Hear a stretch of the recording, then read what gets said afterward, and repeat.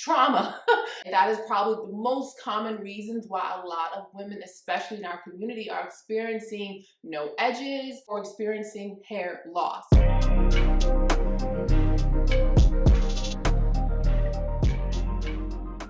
Hey YouTube, what's going on? Super excited for this video. If you are new to my channel, welcome to my channel. I am so glad you are here. I'm a cosmetic chemist specializing in natural hair care and the creator of this amazing channel called Curly Chemistry, where I help you guys understand your hair and ingredients from a cosmetic chemist perspective. And I also help you guys start hair care lines as well. And today I am sharing 3 reasons why your hair is not growing. And a lot of us have, hair growth goals and hair care goals going into this new year. So I'm going to be talking about it from an internal perspective and also an external perspective as well. Okay, let's get started. Okay, number 1, let's talk about the internal issues. A lot of times, if you're struggling with hair growth or experiencing sudden hair loss, it could be due to something that's going on within your body. It could be hormonal, or it can be inflammation. Now, if it is hormonal, typically it can be tied to your thyroid,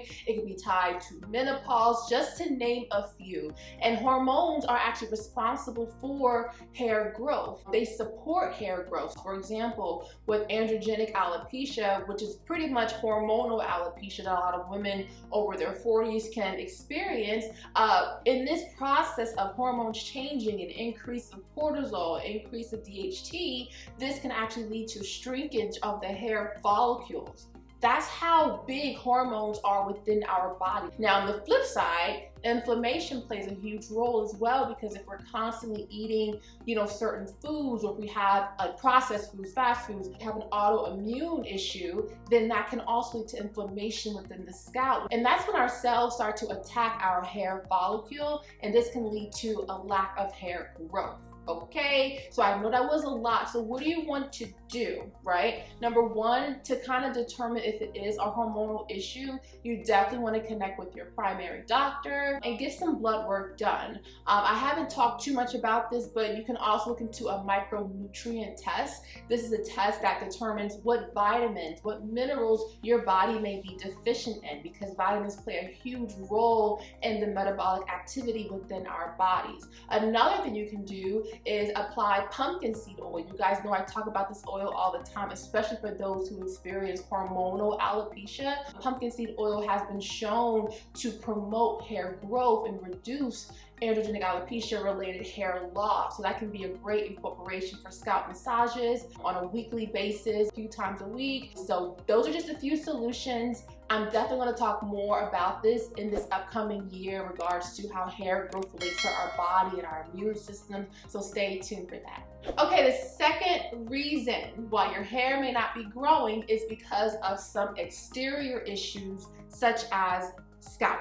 There could be some scalp issues going on, all right? Now, very common in our community, probably one of the biggest things is going to be traction alopecia that comes from pulling of tight braids, those little mini micro braids, and even big braids that just are too tight on the hair. I always tell people, if you start seeing those little bumps, after someone's hair, or after someone does your hair, whether that's on your child's scalp or your own scalp, that's a sign of stress.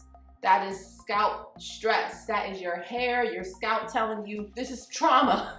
That is probably the most common reasons why a lot of women, especially in our community, are experiencing no edges or experiencing hair loss. That's number 1. Number 2 is going to be excessive buildup on the scalp, which is another common culprit that can prevent us from growing our hair, because our scalp needs to breathe. Even when you are applying oils on your scalp, you always want to apply a light amount.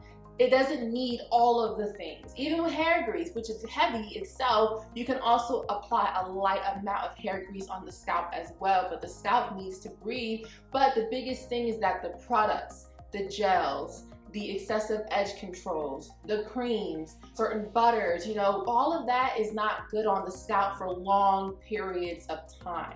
And then number 3 is going to be damage on the scalp. This can come from like excessively scratching our hair, pulling at the scalp, you know, the hair, like all of that plays a huge role. There's actually a disorder where women and men too actually have a need to pull their hair out of their scalp. I'll put the name below, but that also leads to damage within the scalp as well. So let's talk about some solutions. Number 1, gentle styles. I love protective styles. You guys see me do my little passion twist every once in a while. I recommend if you're gonna do braids or twists, please make sure that they are in there gentle. Okay, they should not be pulling at your brain. Number 2, make sure that you are regularly shampooing your hair with an actual shampoo.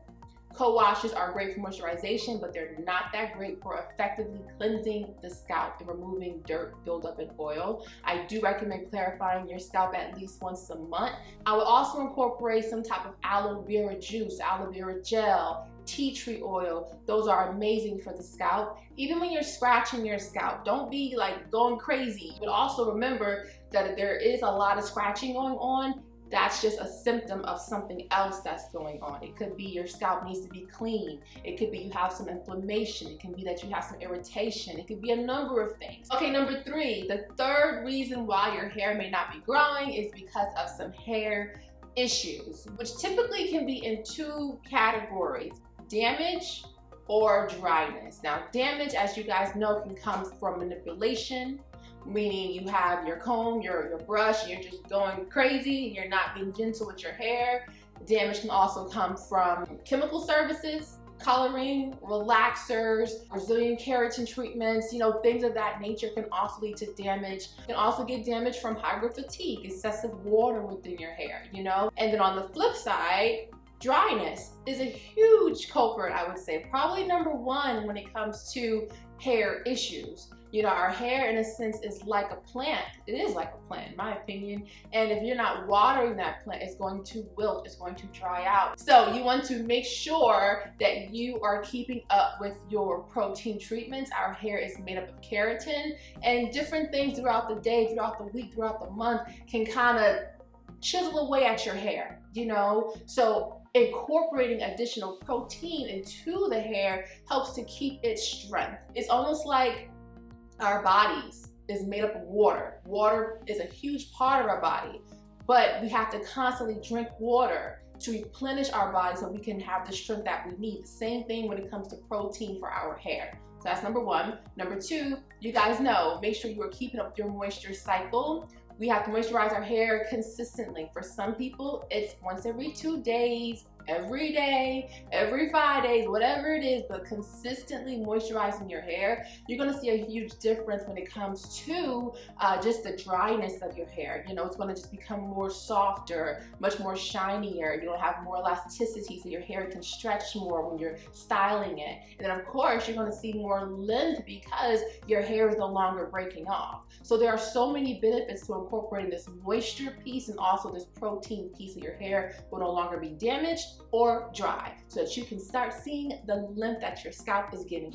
Alright guys, hope you have enjoyed this video and learned something new. If you like this video, please be sure to like this video. And to stay in the loop for more curly chemistry content, all you gotta do is subscribe. Make sure notifications are on to stay in the loop. And of course, I have a question for you. First of all, Happy New Year, okay? As we go into this new year, my question for you today is, what are some of your hair goals going into this new year? Comment below, let me know what your goals are. It can be, you know, to grow my hair past my shoulder length, to increase the thickness of my hair, to be more consistent in my hair care regimen. Whatever your goals are, comment below, let me know, and I cannot wait to join the conversation with you. If you're interested in learning more about your hair and ingredients from a cosmetic chemist perspective, definitely check out the Curly Girl's Guide to Hair Care Ingredients and the Natural Hair Care Wisdom flashcards. These are resources that I created just for you to give you guys an advantage when it comes to understanding these ingredients and your hair. And if you're interested in starting a hair care line, no matter where you are in the world, you can book a one-on-one with me, and I have a link below for you with more information as well.